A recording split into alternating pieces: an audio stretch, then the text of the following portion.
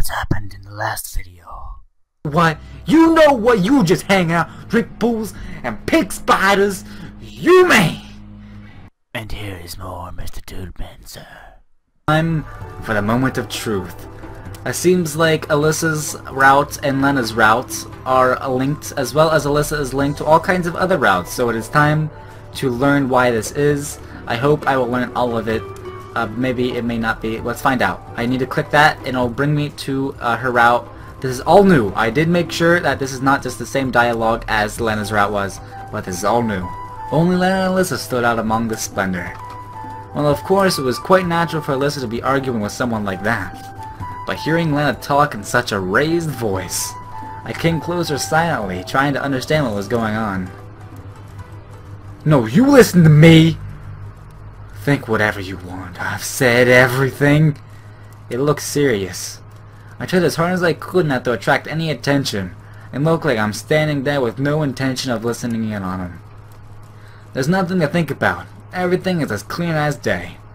Don't try to wind me around your little finger like that. I know you too well. Why, of course, you know everything. Then why won't you tell him yourself? Lena was getting angry. That alone was really weird, even considering that I didn't know what they were arguing about. That's none of your business.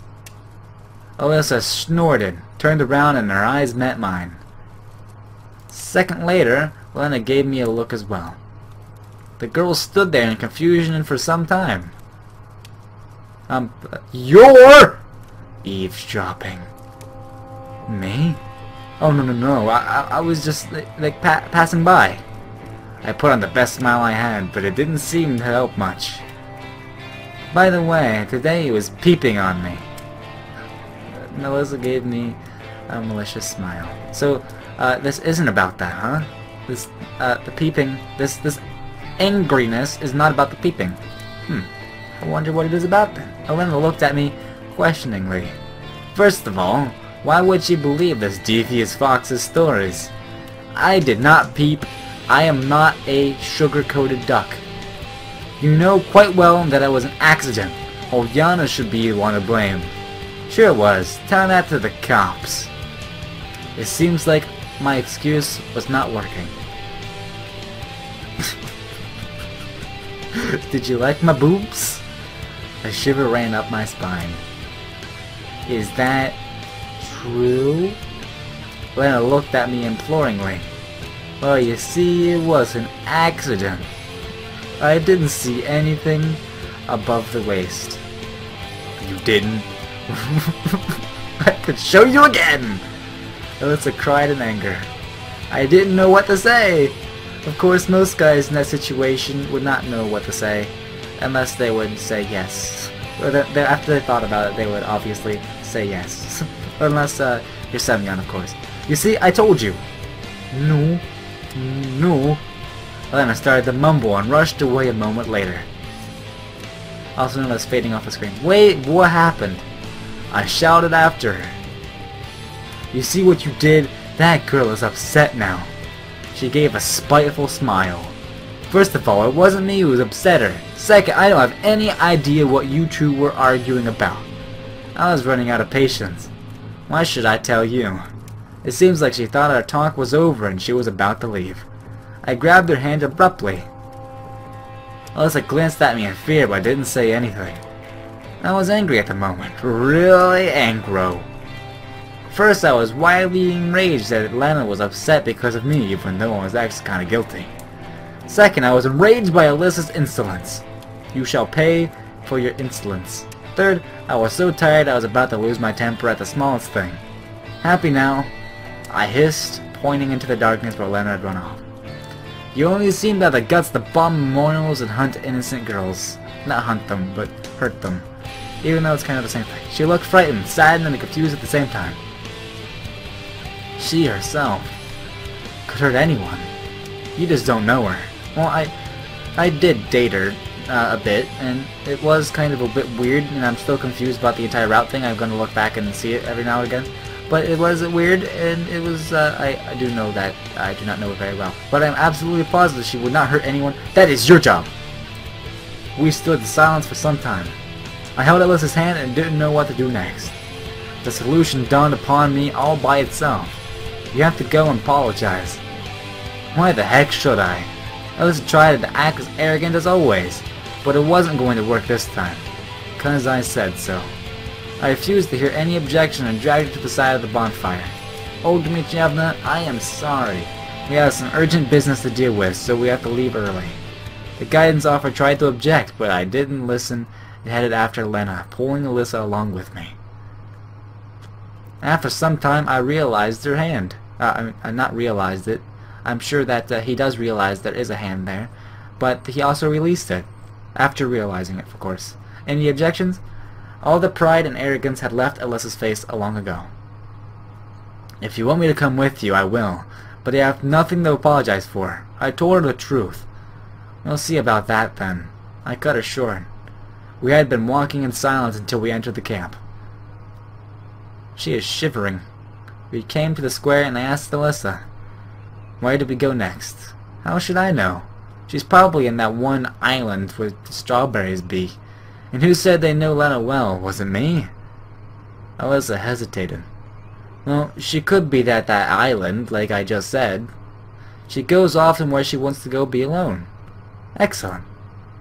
We headed to the pier.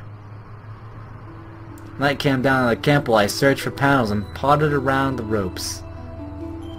One boat was actually missing. "Okay, today is your lucky day. You get to do I thought it said serial killer. I've been playing too much time saying up. Several killer exercises that will build up your biceps, triceps, and other arm muscles," I said sarcastically. "Are you serious?" Alisa cast a fearful glance at me. Well, perhaps it was a little too rough. Even for... You can take that and slur it to whatever you feel like. "Alright, I won't make you row, of course." That hardly sounded confident. Swinging the paddles appeared to be much harder this time. Well, that's not surprising considering that today I must have already filled my annual rowing quota. I stopped in the middle of the river to catch my breath. I like how she's just sitting there. She's just sitting there watching me row away with my very defined yet really twig-like arms. It looks like I have some sort of metal rod sticking out of the back of my elbow. They are really defined, even too much so. my right elbow looks like it has a hoof print just stamped on it. When I was a child, I had like a horse or something with a hoof step on my elbow, and it left imprint there for the rest of my life, and it stays there even while rowing. The camp was covered by night. A trivial and ordinary night. It was one of those nights when the stark sky, stars, and crescent moon don't make you feel anything special, and chirping crickets and twittering birds sound like they are doing a dull routine job, rather than performing an otherwise exciting nocturne. I was staring into the darkness, trying to make out the shadowy island. "How did you get to know her?" Alisa shivered a little. "We grew up together." She answered slowly after some hesitation, and ended up at the same pioneer camp. What a fabulous coincidence. All these questions, mysteries, and fears that had been so well hidden so far suddenly spawned in my head. Dang. I could just throw her out of the boat and drown her right here now. Because reasons, I demand answers. Although it could be dangerous unless I'm sure that I know what I'm doing. But still, I thought that this time I was playing with the white pieces so I could make the first move, and not just parry the blows off the opponent. So what kind of camp is this? Alisa stared at me blankly. Where are we? Why am I here? She kept silent. Answer me! I shouted. Hey, what is wrong with you? If you want me to apologize to Lena, I will. That's when I realized how stupid I was acting, to say the least. She could simply be uninvolved in all of that stuff. And what's more, one can't lie that convincingly. Alisa's fearful expression was yet another reason to believe her. It actually said, I can believe her. I can believe her. Sorry. Sorry. That was all I was able to say at the moment. Yet I wanted to keep my advantage. The last few meters were really tough. Exhausted, I got out of the boat and lay on the cold ground. Alisa stood nearby, staring at me. I thought she was about to goad me or utter some barbed witticism, but since she remained silent, I assumed that she was shocked or something. Even though it was rather dark here, it would be easier to hide in an old flat than on this tiny island. Furthermore, Lena must have already heard us as we were crossing the river, so by now it's already too late to ask Alisa any more questions, even though I still had some. Listen, I looked at her but still saw nothing. It was a dark night and I didn't have these cat eyes. Well, when we find Lena, you're going to tell her you never wanted to hurt her feelings, and everything that happened in the morning was nothing but a misunderstanding. Okay? My voice didn't sound as confident as it did a couple of minutes ago, but confident enough. Although Alisa said nothing, it was clear by the look on her face that she agreed. I stood up and we went off to find Lena. Her boat was tied at the snag on the far side of the island. That's very clever of her. One wouldn't see the boat from afar. I mumbled. Well, that means she's somewhere in the trees. Let's find her. I headed to the grove, but Alisa stood still. What's up?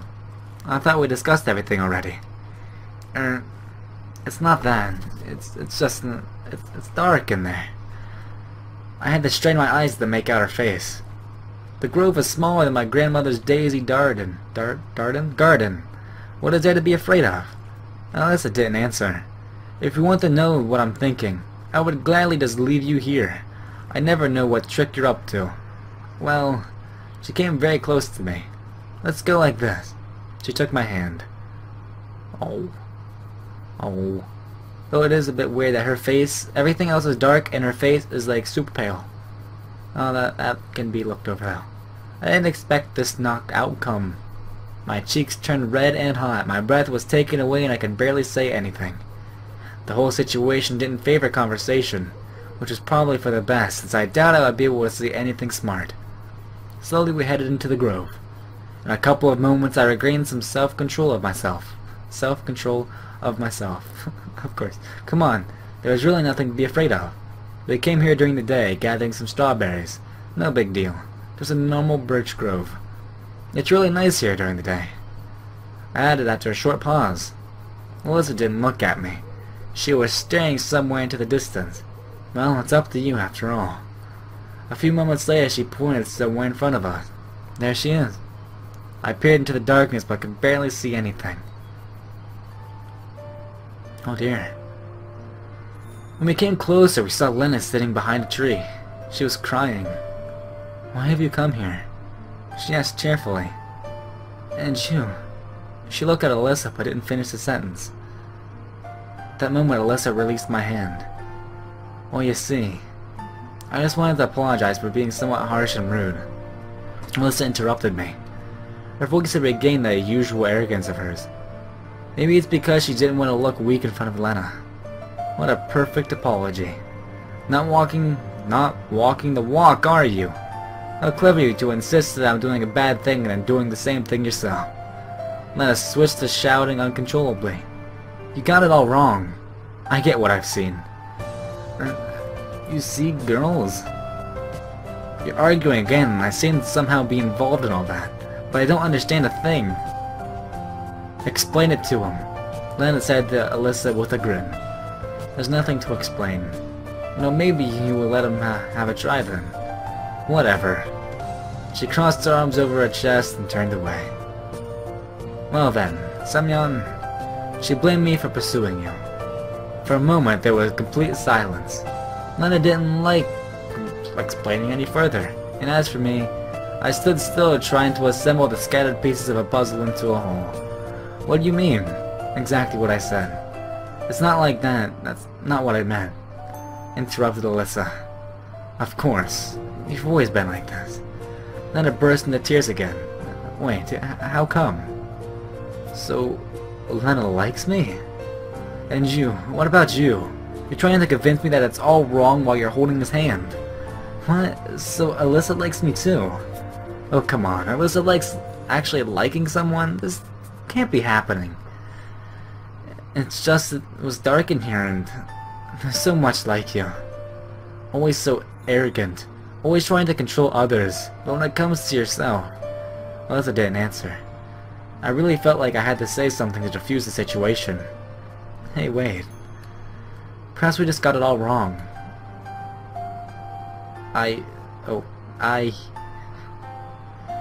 This has nothing to do with you. Alisa's voice was oddly distant.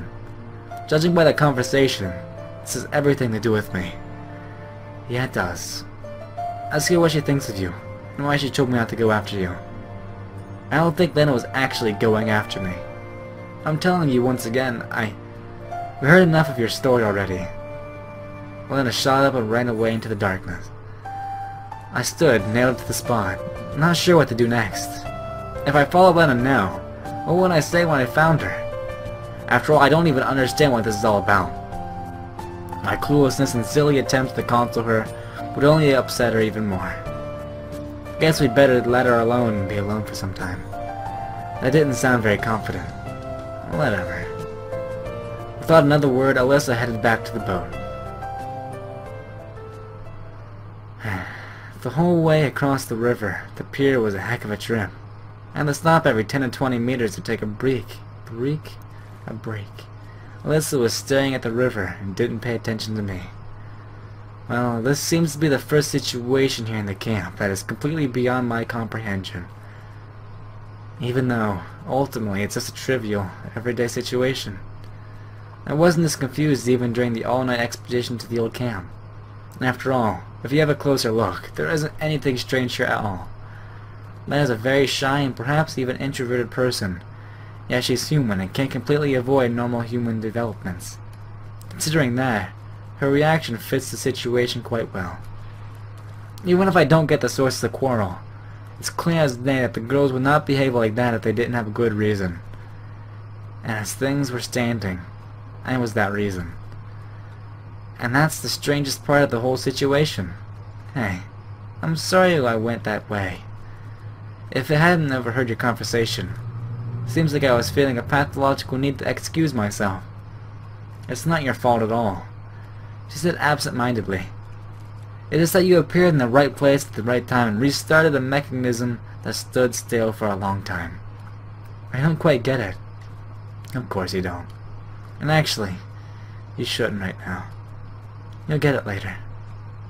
She cast an intense glance at me. Dang it. Why does this always happen to me? Both at school and college? College. Trouble seems to have chosen me as a primary target. I'm pretty sure that's not how you spell college. I'm not too sure though. Someone blocked the classroom door with a mop. I got a written reprimand in the mark book. There was a fight. All things considered, I must have started it. Failing an exam? Well, of course that's my fault, and the teacher who hates me has nothing to do with it. Even my parents always seem to prefer blaming me rather than other favorable circumstances, a third party's involvement, or the decrees of providence. At some point I even started to believe that I somehow do attract trouble. Remember Murphy's Law? In my case, it was like, if something nasty is going to happen, it's going to happen to me. For that reason, I always tried to stay out of any trouble where I could become the whipping boy. Well, judging by today, I'm not really good at it. It seems like you have got an aura of some sort. You do attract attention. Surprised, I look at Alisa. She was smiling. Looks like she can read my mind. Trouble mostly. Who knows, who knows. She said dreamily and stared at the river. It's a wonderful night, isn't it? Just like any other one, if you ask me. I felt used up. That's exactly what I'm talking about. Just an ordinary night. Nothing special. The best moment to make our most admirable camp leader very happy. She has to know our favorite pioneer is a nasty pervert who enjoys peeking at naked girls. Something snapped inside of me again. You are serious, aren't you? Why? Of course I'm serious. She didn't look like she was joking at all. Well, suit yourself. But do you really think this is the best time to do that? Aren't you supposed to row? I realized that our boat was still drifting in the river. Wait. Don't dodge my question. Let's get back to the camp. I'll have a moment to think it over. Getting to spend an entire night in a boat wasn't something I would aspire to do, so I had to apply myself to the paddles. I barely made it to the pier. I was No. That was a little bit of a weird thing. I was exhausted. both because of the rowing and because of Alisa's intent to tell Olga Dmitrievna about this morning's accident. If I know I can't believe her reaction will be quite predictable. So, you are actually going to visit Olga Dmitrievna now, are you? Why not? She gave me her most roguish smile. It's night after all. She must be sleeping already. Who knows? She might well be awake. Come on. You know full well that it's a coincidence. A simple misunderstanding triggered by Ilyana. No, I don't. She flung her arms up and headed to the camp. I gathered all my remaining strength, jumped up and followed her. At first I considered grabbing her arm, but then I realized it might not be such a good idea after everything that happened today. Hold on.